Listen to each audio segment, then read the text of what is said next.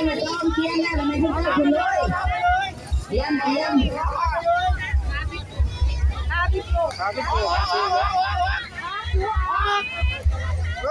ก่อนนะนี่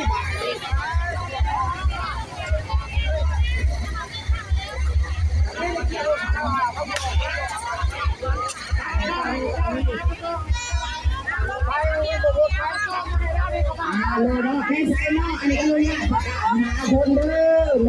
แมวีพอพิมเดี๋ยวนี้มีพี่น้องมาหาล่าสุดพี่น้อง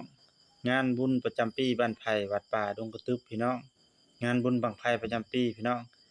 ก็มีคนอันตกหางบั้งไฟพี่น้องเพราะว่าอันดึงกันลงนะพี่น้องลิ้นกันแห้งโพดนะพี่น้องกับเป็นตาสงสารอันผู้ทั้งเอื้อยเพิ่นได้พี่น้องเอ้ยแม่นค้าอันพิษโบกบ่พี่น้องก็เลยว่ามีความสุขนะพี่น้องมาอันเชิงบั้งไฟนะคือสิแม่นอันอยู่ในคณะอันผู้บั้งไฟแหละพี่น้องมาแข่งกันนั่นแหละ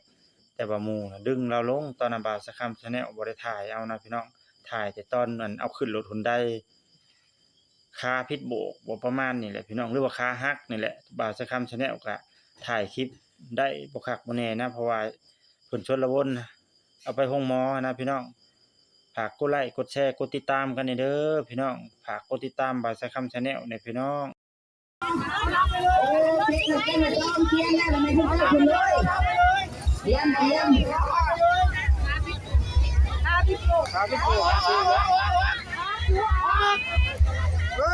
อนนะนี่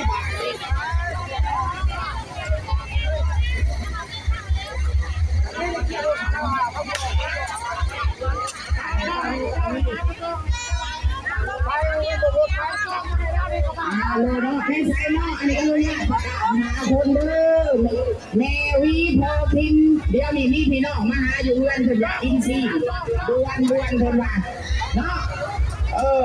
เพราะว่ามีพี่น้องมายามเพิ่นอยากกินซี่กินไข่เด้อเดี๋ยวนี้เด้อแม่นไหนกลับบ้านกับเพื่อนด่วนเด้อแมวีพอพิมแล้วพออาเกียบเลยกรรมการเฮาเกียบ